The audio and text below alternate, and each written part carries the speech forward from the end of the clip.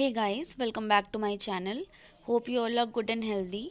इस वीडियो में मैं आपके साथ शेयर करूंगी 10 most important topics BEd second year के एग्ज़ाम के लिए, जो आपका 2021 में एग्ज़ाम होगा उसके लिए मैं शेयर करूंगी।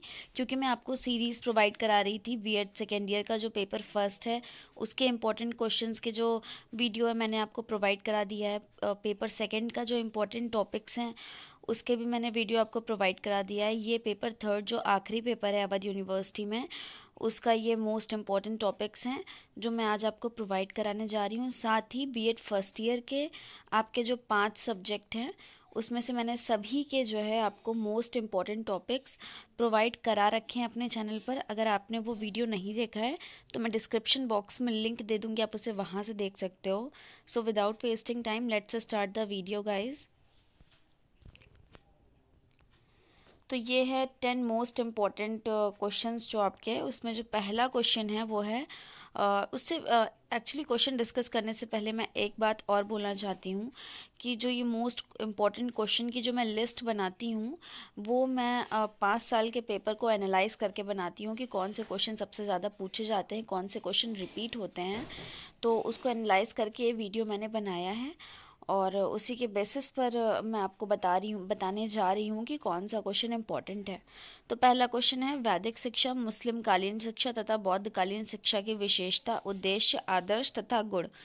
तो अब देखिए, मैंने जो 4 साल के पेपर मैंने एनालाइज करा है 2020, 19, 18 और 17 का, उसमें सब चीज़ एक कॉमन है कि वैदिक कालीन शिक्षा, मुस्लिम कालीन शिक्षा और बौद्ध कालीन शिक्षा, तीनों में से कोई ना कोई दो तो हर बार पूछी जाती है।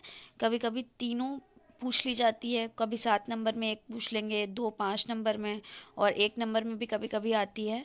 तो उसमें ज़्यादातर पूछते क्या है, विशेषताएं पूछते हैं, उसका उद्देश्य पूछते हैं, आदर्श पूछते हैं, गुण दोष पूछ सकते हैं, या फिर उन दोनों के बीच में क्या डिफरेंसेस हैं ये पूछते हैं। तो अगर आप इतना पढ़ लोगे, वैदिक शिक्षा, मुस्लिम कालीन शिक्षा, बौद्ध कालीन शिक्षा, एक ओवरव्यू ले लोगे, तो आपका ये पोर्शन तैयार हो जाएगा।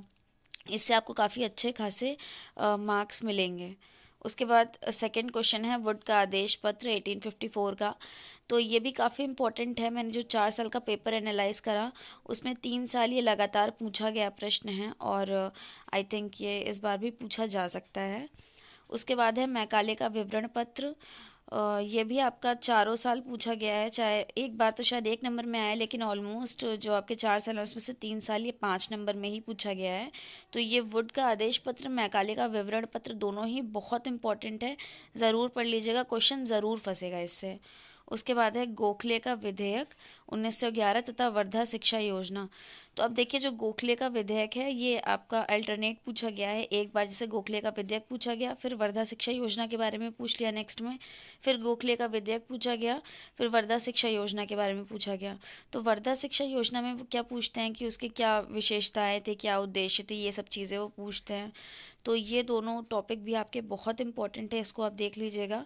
फिर आपका दूरस्थ शिक्षा की अवधारणा। तो दूरस्थ शिक्षा की अवधारणा आपका 2 साल ये 5 नंबर में पूछा गया है।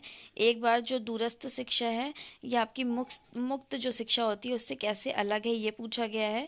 साथ ही आपका एक बार दूरस्थ शिक्षा क्या होती है 1 नंबर में पूछा गया है, तो ये भी बहुत इंपॉर्टेंट है।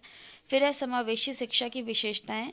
ये भी आपका रिपीटेड क्वेश्चन है, पूछा जाता है, इसको आप एक बार देख लीजिएगा। उसके बाद जो नेक्स्ट क्वेश्चन है वो है शांति शिक्षा का महत्व और वनस्थली विद्यापीठ। तो जो शांति शिक्षा का महत्व है ये भी बहुत इंपॉर्टेंट क्वेश्चन है। इसमें ज़्यादातर इसका महत्व पूछते हैं और ये क्या है इसके बारे में थोड़ा सा पूछते हैं। और वनस्थली विद्यापीठ क्या है, उसके उद्देश्य क्या थे, इसकी विशेषताएं क्या है, ये चीज़ें पूछते हैं, और दोनों ही क्वेश्चन बहुत इंपॉर्टेंट है। फिर एट्थ क्वेश्चन है आपका, उच्च शिक्षा के संदर्भ में विश्वविद्यालय या भारतीय शिक्षा आयोग का महत्व। अब यहाँ पर दो अलग अलग तरीके से पूछा जाता है, विश्वविद्यालय शिक्षा का महत्व या फिर भारतीय शिक्षा का महत्व। तो ये आपको ये क्वेश्चन पर्टिकुलरली तैयार कर लेना है, कोई इसका वो ऑप्शन नहीं है। और आई थिंक ये इस बार शायद पूछा भी जाए, क्योंकि 2020 में इससे रिलेटेड क्वेश्चन नहीं आया था। फिर नेक्स्ट है माध्यमिक शिक्षा तथा विश्वविद्यालय शिक्षा आयोग की स्थापना। तो क्या पूछा गया है, माध्यमिक शिक्षा की स्थापना कब हुई और विश्वविद्यालय शिक्षा आयोग की स्थापना कब हुई। ये दोनों प्रश्न भी काफ़ी बार पूछे गए हैं, इसलिए मैंने इसको मेंशन किया है। फिर नेक्स्ट है आपका राष्ट्रीय पाठचर्या की रूपरेखा 2005, उद्देश्य और एसएनडीटी। अब एक बात है, राष्ट्रीय पाठचर्या की जो रूपरेखा है, मुझे ऐसा पार्टिकुलरली लगता है कि क्योंकि ये 2019 में पूछा गया था, 20 में नहीं आया, तो 21 में आई थिंक ये ज़रूर पूछा जाएगा। कुछ ना कुछ तो इससे रिलेटेड ज़रूर पूछेंगे। और एसएनडीटी भी आपका ज़रूर पूछा जाएगा कि क्या होता है एसएनडीटी, क्योंकि 2020 में एकलव्य के बारे में, उन्होंने एकलव्य योजना के बारे में पूछा था, तो इस बार मुझे लगता है कि एसएनडीटी के बारे में वो पूछेंगे। इसके बाद में 1 मार्क्स में आपको कौन कौन से क्वेश्चन, थोड़ा सा मतलब आपको देख लेना है कि हाँ क्या होते हैं। उसका मैं मेंशन करना चाहूँगी। पहला है आपका चार्टर एक्ट 1813। एक चीज़ और, अब जैसे अभी पिछले जो पिछला था उसमें मैंने आपको बताया कि वुड का आदेश पत्र और मैकाले का विवरण पत्र बार बार पूछा जाता है। चार्टर एक्ट आज तक कभी वैसे आया नहीं है 5 नंबर और 7 नंबर में, लेकिन क्योंकि कभी आया नहीं है और कुछ तो वो थोड़ा सा डिफरेंट करने की कोशिश करेंगे, तो मे बी वो इस बार चार्टर एक्ट डाल दें, है ना। तो आप इसको थोड़ा सा देख लीजिएगा, अदरवाइज ये आता हमेशा 1 नंबर में ही है। फिर दूसरा है राष्ट्रीय शिक्षा आंदोलन। ये भी आप हल्का सा देख लीजिएगा इसका कि क्या होता है। फिर राष्ट्रीय शिक्षा नीति क्या होती है। अब राष्ट्रीय शिक्षा नीति भी मुझे लगता है कि शायद 2021 में पूछे जाएं, क्योंकि 2020 में इससे रिलेटेड ज़्यादा कुछ पूछा नहीं गया, और 19 में भी नहीं पूछा गया था, 18 में पूछा गया था। तो आई थिंक ये रिपीट कर सकते हैं इस बार, क्योंकि 2 साल से आया नहीं है इससे रिलेटेड क्वेश्चन। मुक्त शिक्षा आपकी 1 नंबर में पूछी जाती है। सर्व शिक्षा अभियान भी एक नंबर में आता है। फिर एकलव्य योजना है या एसएनडीटी जो मैंने ऊपर बताया, इन दोनों में से कोई एक 5 नंबर में आएगा और एक 1 नंबर में आएगा। तो ये थे इम्पोर्टेंट क्वेश्चन आपके पेपर थर्ड से रिलेटेड, और ये मैंने पेपर एनालाइज करके बनाया है, तो आप बिल्कुल डाउट मत करिएगा कि कुछ, मतलब अब मैं पूरी गारंटी नहीं लेती हूँ कि सारे क्वेश्चन फंसेंगे ही, लेकिन मोस्टली अगर आप इतना पढ़ लोगे मोस्ट प्रोबेबली, तो आप एक अच्छा स्कोर करके आओगे, और आप आई थिंक आपके कुछ क्वेश्चंस तो ज़रूर फंसेंगे। So this is it guys, thank you for watching. Don't forget to subscribe my channel and like the video because your subscription means a lot to me. Thank you.